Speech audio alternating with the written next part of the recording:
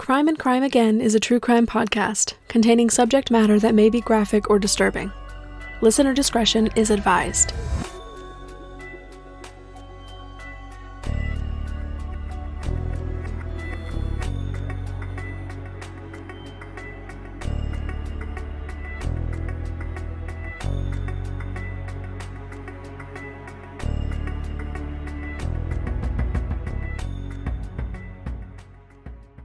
St. George, Utah is a city of nearly 100,000, nestled in the southwesternmost corner of Utah and less than 2 hours away from the flashing lights and liveliness of Las Vegas. In 2015, St. George became the new home of the Smith family. Having raised their 6 children in Canada, Tracy and Darren Smith were inching closer and closer to having an empty nest. By 2015, 5 of their 6 children had moved out and started lives of their own. Only the youngest, 17-year-old Macin, still lived at home. In April 2015, at the end of Macin's junior year in high school, he moved from Canada to St. George, Utah with his mother Tracy. His father, Darren, would be joining them a few months later. He was busy working out of town on several construction projects. Tracy had chosen St. George for a couple of reasons. One was for a new job opportunity, but another was for its sunny weather and close proximity to places such as Zion National Park and the Grand Canyon. According to Tracy, she realized at some point that she struggled with seasonal depression, and she wanted to live somewhere that was warm and bright. She and Macin loved the outdoors. They loved being able to soak up the sunshine and the fresh air. But there was another reason that sunshine and nature were so important to Tracy when choosing their new home. In the months leading up to the big move, Macin had become increasingly withdrawn and melancholy. But this wasn't a sudden or abrupt change in his personality. Macin had struggled with depression since middle school. When he was very young, his parents realized that there was a delay in Macin's speech, and he had a lot of difficulty speaking and communicating like other kids his age. After having him evaluated, Macin was diagnosed with aphasia. Aphasia itself is actually a symptom of something else, specifically damage to the portion of the brain that controls language and communication. It can also occur after a neurological emergency, such as a stroke. There aren't any further details about what specifically could have caused Macin's aphasia. With a lot of practice and a few years of speech therapy, Macin's speech improved tremendously. But he did still have a distinctive way of speaking, and he did occasionally still have trouble getting certain words out or getting his point across. One of Macin's sisters has described his speech pattern as sounding somewhat slurred. By the time he started middle school, other kids had taken to pointing out Macin's speech difficulty. He was targeted and bullied heavily for the way that he spoke.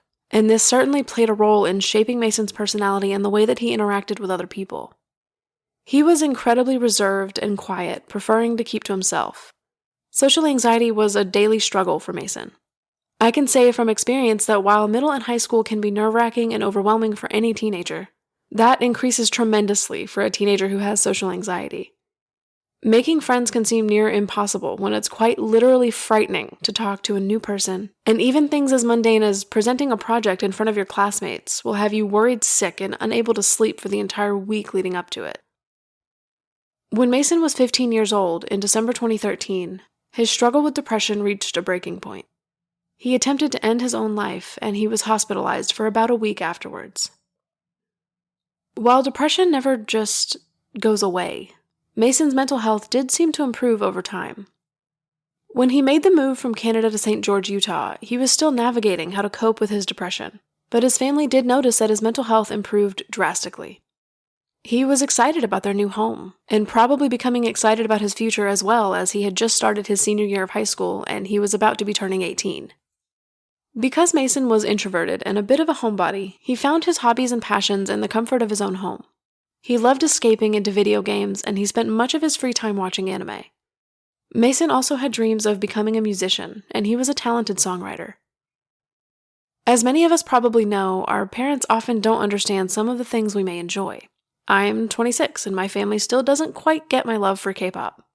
But Macin's parents thought that though they weren't thrilled about how much time he spent in his room playing video games or watching anime, it could be a good tool to ensure Macin kept his grades up. So Macin's parents made him a deal. If he maintained good grades in school, he would be allowed to watch anime during the school week, instead of only on the weekend. On August 31st, 2015, just a couple of weeks into Macin's senior year of high school, He texted his mom on his way home from school, excited about how good his grades were. He even texted her a screenshot of his grading report. He was thrilled that he would be able to go home and settle down to watch his favorite anime. 3 days earlier, on August 28th, Macin's father Darren returned home from Salt Lake City to join Macin and Tracy in their new home. When Macin got home from school around 3:30 p.m. on August 31st, he went to his room as he normally did and settled down with his laptop.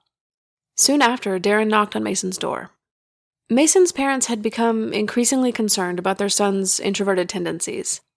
They consistently tried to encourage Macin to be more social, attend more events with his peers, get a job, and they especially wanted him to learn how to drive so that he could become more independent. That day, Darren had planned to take Macin out for driving practice, but when he went to his son's room, Macin was adamant that he had a headache and wanted to reschedule. Macin had been open about the fact that he was nervous to drive, and this is not uncommon. Driving can be terrifying, and I 100% relate to Macin's fears about getting behind the wheel. I was so scared of driving as a teenager that I didn't get my license until I was 25 years old. And before I got my license, I had only practiced driving a handful of times. With Macin's social anxiety, having a fear of driving and being pushed toward it must have been overwhelming for him, on top of everything else he was trying to cope with. To Darren's frustration, he and Macin rescheduled their driving practice. Around 8:30 that evening, Tracy got home from work and she went to check on Macin in his room. All of the lights were out and Macin was laying in his bed. Tracy was worried about him, but he told her that he just had a headache and wanted to get some rest. Tracy and Darren enforced a pretty strict curfew of 10 p.m. for Macin during the school week. At 10 o'clock every night, all of his electronics had to be off. Because they'd had trouble getting Macin to adhere to the curfew, Tracy would unplug the internet every night and hide the cords. That night, she did unplug the internet at 10 p.m., but she was exhausted from work and didn't think much about hiding the cords. She and Darren then went to bed for the night. Around 1:30 a.m., Darren woke up and went to check on things around the house. When he left his bedroom, he saw a light shining under Macin's bedroom door. Macin had plugged the internet router back in, and he was up late on his laptop watching anime. Before going back to bed, Darren asked Macin to hand over his laptop and cell phone. Macin was undoubtedly frustrated about it, but he gave both of his devices to his dad without argument. Darren took the laptop and phone back to his room with him when he went to bed. Later that morning, September 1st, 2015, around 7 a.m., Darren woke up and went to knock on Macin's bedroom door to make sure he was up for school. When he heard Macin say "yep" through the door, he went back to bed for a while.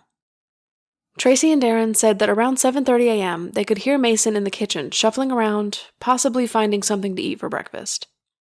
A few minutes later, around 7:40 a.m., they said that they could hear the garage door open and then close, which indicated to them that Macin had left the house to walk to his bus stop 2 minutes away. Neither of his parents physically saw or spoke to him face-to-face that morning. Soon after, Tracy got up to get ready and then left for work. Darren stayed home that day, hoping to get some yard work done outside. He also planned to take Macin out for driving practice when he got home from school. Macin's bus pulled up to the bus stop at 3:15 that afternoon as it normally did, but Macin did not get off the bus with the other kids. By 3:30, when Macin still hadn't arrived home, Darren was starting to worry. He texted Tracy to let her know that Macin didn't get off the bus and that he still wasn't home. Soon after, Tracy got an email at her work email address letting her know that Macin hadn't shown up to school that day. Immediately, Tracy left work, quickly becoming frantic about her son's absence. When she arrived at home, the first place she wanted to check was Macin's bedroom. But when she turned the knob, she discovered that the door was locked, which was something that Macin never did. Tracy and Darren got Macin's door open, and they found that his bedroom looked completely normal. There was nothing out of place, and it also appeared that Macin hadn't taken anything extra with him, such as a backpack, clothes, or a sleeping bag. This was not the first time that Tracy and Darren had found their son's bedroom empty and their son nowhere to be seen. In December 2013, after having his Xbox confiscated, Macin was upset, and he packed a bag with clothes, a sleeping bag, and some food, and left the house late at night. It was the middle of winter in Canada, so ultimately, Macin knew that it was too cold for him to be out in the middle of the night, and he returned home after a few hours. Though Darren was agnostic, Tracy was a member of the Church of Jesus Christ of Latter-day Saints, also known as the Mormon Church, and she raised all 6 of their children to be active in the church as well. On some Tuesdays, Macin would go to his youth group meeting, so his parents called the church, but Macin hadn't shown up there either. Because Macin had run away before and returned home just a few hours later, Tracy and Darren made the decision to wait until his curfew, 10 p.m., to see if he would return home. But 10 o'clock came and went, and there was still no sign of Macin. Just after 10 p.m. on September 1st, 2015, Tracy and Darren called the St. George police and filed a missing juvenile report for their son. The next morning, September 2nd, Tracy went to Macin's school to pay for his graduation cap and gown, hoping she would see him there. But for the second day in a row, Macin never showed up to school. When Tracy returned home, she went back into Macin's bedroom to search for any possible clues as to where her son had gone. In his closet, she found his school supplies, such as notebooks and binders, hidden under some of his clothes. It appeared that Macin had no intention of going to school that morning when he left the house. And in the very back of his nightstand drawer, she found his wallet. His school ID and money were still there. Macin's phone and laptop were also left in his parents' bedroom, and there was no activity on his social media accounts after he disappeared. Upon talking with the bus driver who normally picked Macin up and dropped him off every day, his parents learned that neither the bus driver nor the other kids on the bus had seen Macin get on the bus that morning. Macin's trail was getting colder by the hour. Within a few days, the rest of the Smith children arrived in St. George to help search for their brother. Every day they walked the streets hanging flyers and asking anyone they could whether they had seen Macin. The LDS Church was also active in the search, helping the family however they could. Macin was difficult to miss. He was blonde-haired and blue-eyed, and he stood at 6 feet 4 inches tall. If someone had seen him that day, wandering the neighborhood or the surrounding desert, they would have remembered it. Within 3 days of Macin's disappearance, St. George police received 3 separate tips from people claiming they had spotted Macin. The most intriguing tip came from someone who had seen a teenage boy matching Macin's description, 5 miles from his home. The teenager was seen just off of Interstate 15, off an exit ramp, holding a sign that said, quote, "Need a ride to Vegas," end quote. There were further tips that came in, claiming that people had seen someone in Las Vegas who looked extremely similar to Macin. Darren did not waste a second, and he immediately made the 2-hour trip to Las Vegas to search for his son. When he arrived, he discovered that Red Rock Search and Rescue had learned about Macin's disappearance, and they had already begun their own searches in the area. Darren and the search and rescue team canvassed around the city and hung flyers, hoping to spot any sign of Macin. But they found nothing.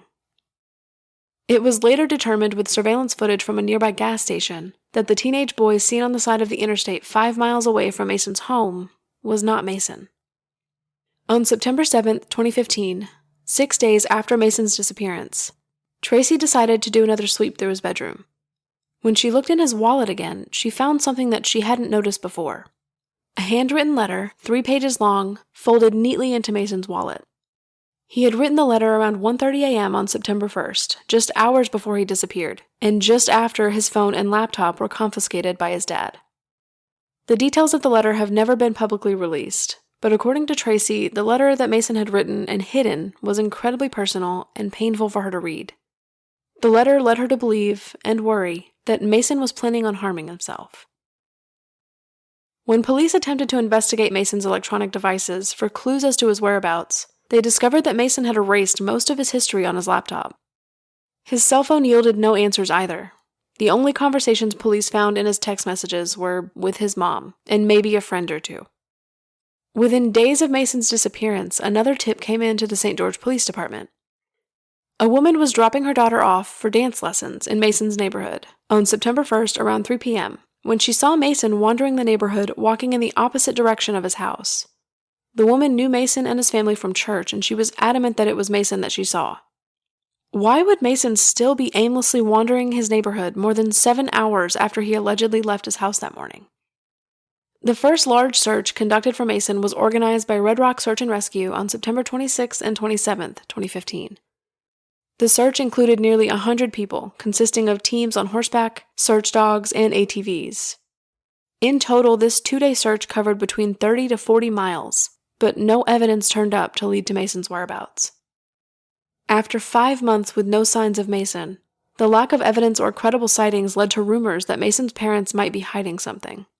As a result, both Tracy and Darren voluntarily took polygraph tests, and they both passed with no issues. By April of 2016, 7 months after Macin disappeared, his 18th birthday loomed just around the corner.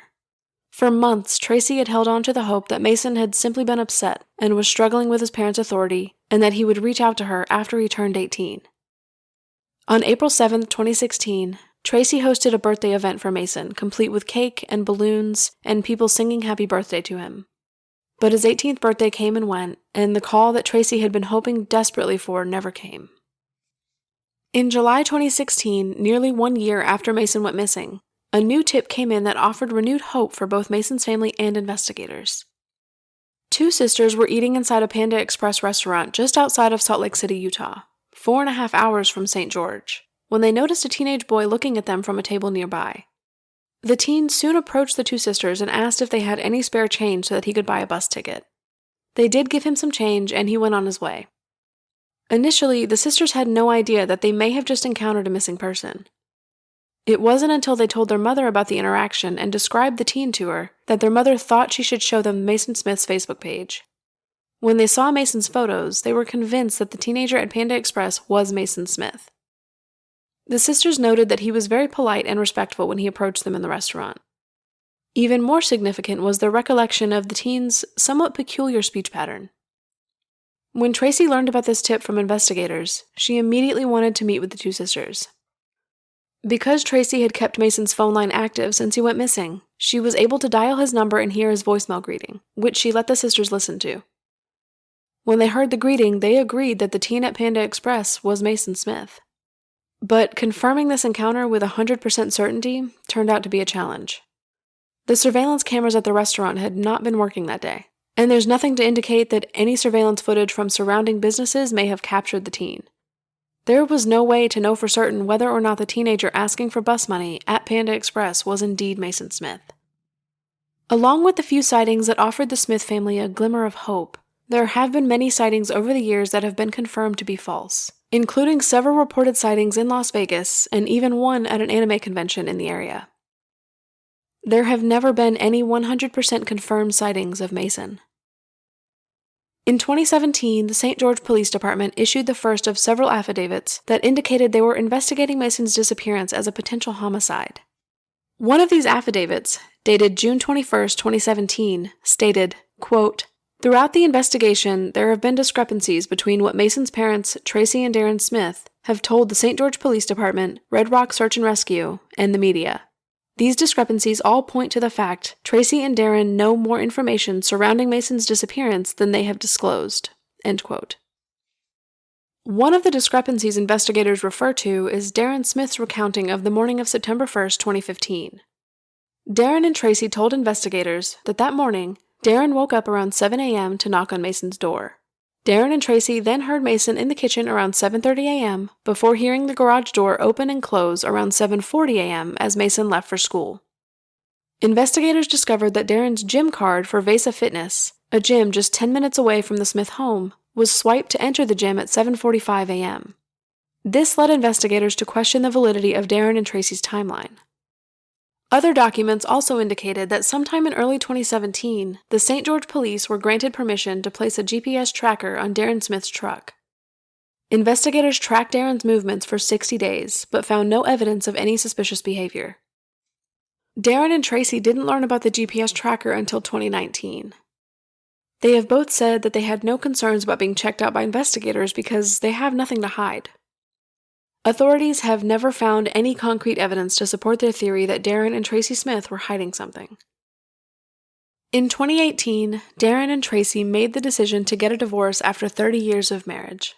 And in 2019, they organized their final search for Macin, and they have said that they needed to try to move on and find some peace among the devastation.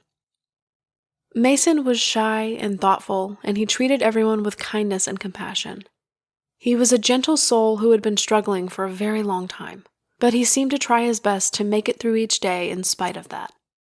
If you are struggling with depression or thoughts of suicide, please reach out to the National Suicide Prevention Lifeline at 1-800-273-8255, or reach out to the Crisis Text Line by texting HELLO to 741-741.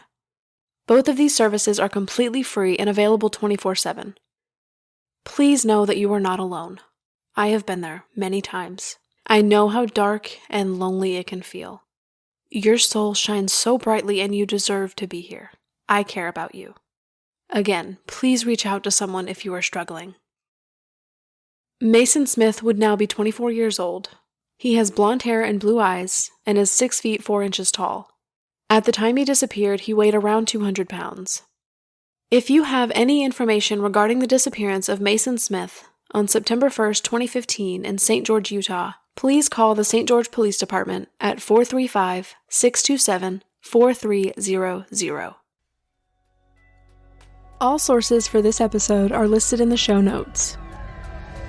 Please be sure to leave a rating and a review on Apple Podcasts or Spotify. If you'd like to request a case for me to cover, there's a link in the show notes for the case request form. You can follow the podcast on Twitter at CrimeAgainPod, on Instagram at CrimeAgainPodcast, and on TikTok at CrimeAgainPodcast. Thank you so much for listening, and I'll see you in the next episode of Crime and Crime Again.